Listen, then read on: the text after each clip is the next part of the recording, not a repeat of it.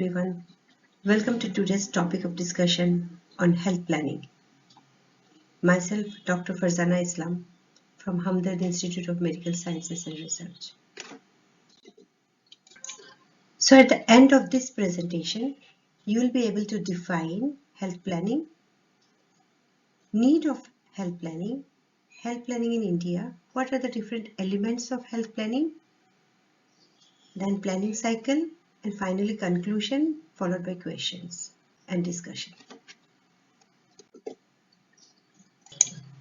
So according to WHO, health planning is an orderly process of defining community health problems, identifying unmet needs, survey the resources available to meet them, establish priority goals that are realistic and feasible, and projecting administrative action to accomplish the purpose of the proposed program.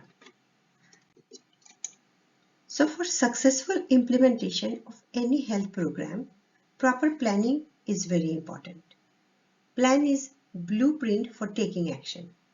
It is a systematic approach which provides a framework for decision making. Planning is the process of setting goals to define the objectives and determining the actions and resources which are required to achieve those goals. Now let us know why planning is important. Planning gives us directions, help us to know how, when, who all will be involved, what all will be done, what will be the activities which we plan to achieve. It will also help optimal utilization of resources within a defined time frame, thereby helping to make informed decisions.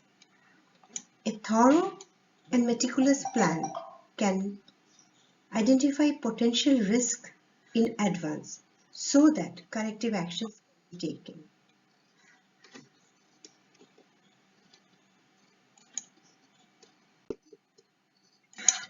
Now, before learning more on health planning steps, let us know a little bit on health planning in India. Right from the pre-independence era, Indian Planning Committee was constituted by Indian National Congress in the year 1938. Followed by that, in the year 1943, under the chairmanship of Sir Joseph Bore, Health Survey and Development Committee was established, which was popularly known as Bore Committee. Then, soon after independence, a formal model of planning was adopted, and accordingly, Planning Commission was established on 15th March 1950 under the chairmanship of Pandit Jawaharlal Nehru, Prime Minister, the then Prime Minister of India, along with the Deputy Chairman and 5 other members. The main objective, the main function of the Planning Commission was to draft developmental plans for the most effective utilization of the resources of the country. Henceforth, Planning Commission formulated successive 5-year plans. The first 5-year plan was launched in the year 1951. However, in the year 2014, Planning Commission was dissolved. National Institution for Transforming India, Niti Aayog, was established on January 1, 2015. Niti Aayog is the apex public policy think tank of Government of India. It provides a critical directional strategic input into the developmental process. And also it ensures the implementation of government policies and programs. A good plan should have various elements which are to be defined precisely and clearly in order to achieve the desired outcomes. Hence, the following elements should be incorporated in a plan. Goal is the ultimate desired state towards which objectives and resources are directed. Objectives are concrete statements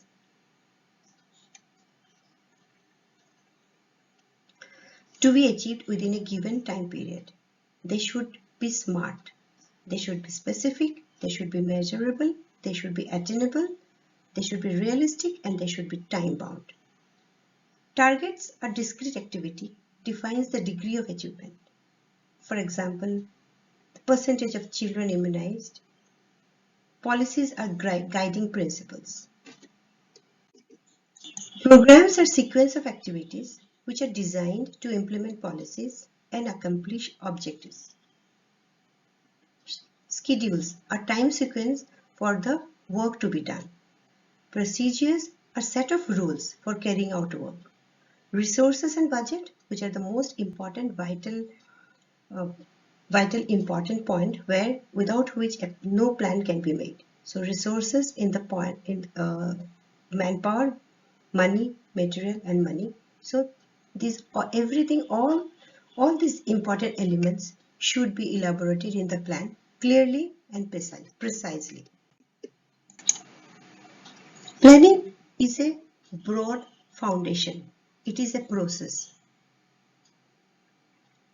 Planning thus involves a succession of steps. So various steps are important when we try to prepare plan. First step is the pre-planning, then assessment of health situation, establishment of goals and objectives, assessment of resources, fixing our priorities. Then finally, we have to write up the formulated plan and then execution, monitoring, evaluation, and then replanning.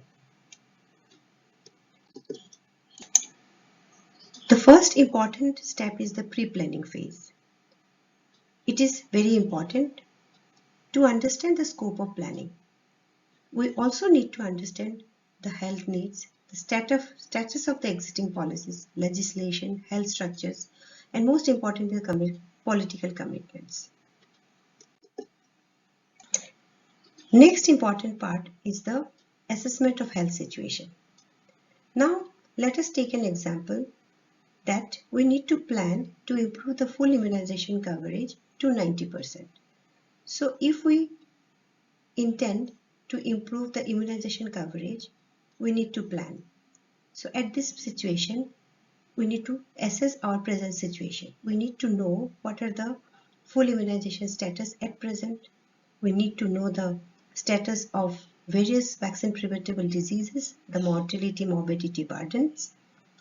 We need to know the status of our manpower, ASHAs, ANMs, the existing medical care facilities, geographical distributions, any difficult or hard to reach areas are there. We need to understand the attitudes and beliefs of the community. What is the extent of vaccine hesitancy? What is the extent of vaccine acceptance? So all these situations we need to understand first. Next important step is to define our goals and objectives.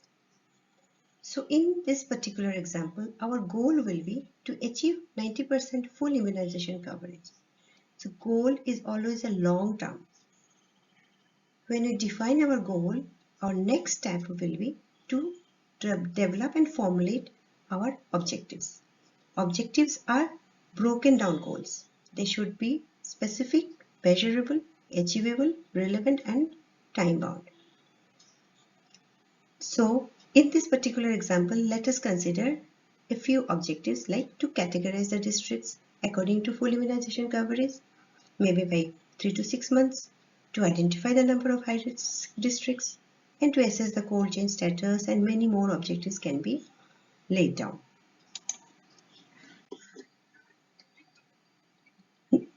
Effective utilization of resources is a very important step for the success of any plan. So we need to know what is the status of our resources. We need to utilize these resources effectively. We need to know the manpower, fund, material, skills, and knowledge in the form of trained or untrained, technical names. All these resources we need to understand, and we need to effectively use them so that we can reach our goal. As planning is important so that we can utilize our resources optimally. So when we are writing up a plan for implementation of a program, setting up of priorities is the next important step. We need to map out the most pressing and urgent health problems. We need to map out all the high risk areas or the vulnerable population. Now, after we have finalized all these groundworks, we need to write the detailed plan. A plan should cover all the necessary details which are pertinent part for execution or implementation. So now if we need to improve the immunization coverage, we need to have a coverage improvement plan. So we need to mention in the plan all the assessment, gap assessment, session site, logistic distribution plan, training plan, AFI management, supervision monitoring plan, budget details, each and activity. So all these activities should be properly written and detailed sequence of activities should be formulated. Now when the plan is written and it has been approved, the most crucial part is the implementation. Careful execution is important. We need to oversee all the roles that has been assigned, all the tasks which need to be performed. We need to select those people. We need to do training, retraining, look into the organizational strengths and many more. After we have implemented the plan, monitoring and evaluation is the next important part to look into the progress of our activities. Monitoring is a continuous process of observing, recording, reporting of activities. It helps us to keep a track of the course of activities. Monitoring may be done by the state and district observers and the external monitors, while evaluation is for validating the strategies and planning. Evaluation is mostly concerned with the final outcome. Monitoring and evaluation should have a framework for assessment. Therefore, it is important to define the various indicators which are to be measured to assess the progress of our plan. So we need to clearly mention our input indicators, output indicators, outcome indicators. Next is replanning. As planning is a continuous process and requires a constant watch through monitoring and evaluation, therefore any deviation, changes, any feedback on the efficiency or the effectiveness of the program, any new technology, whatever arises during the course of implementation, these things may need to look to consider for replanning. Finally, if we want to summarize, we can conclude that planning process helps us to find answers to few questions whenever we are planning for successful implementation of any program. Now, if we want to know where we all are now, we need to do the situation analysis. If we want to know where do we want to reach, goals, objectives, priorities and targets will answer this question. Now, how do we do that? Strategies, activities planned. This will help us to answer this question. Finally, how we are doing, how well the program is implemented. That monitoring and evaluation. It will help us to assess our program and to assess our activities. And finally, if we need to replan, if we need to relook into new ideas or any feedback, we might consider for replanning. So this was in brief about the planning cycle. Few probable questions for you all. One long question, write the steps of health planning and describe the steps giving suitable example. Short notes and short questions may also be there, like what is pre-planning, what is Panchayat Raj, write in brief about its component at village level, Niti Aayog, Planning Commission. I hope this will help you to understand the health planning cycle. Lastly, I would like to extend my heartfelt thanks to the UG Connect team, eConnect team, and all the patrons. Thank you.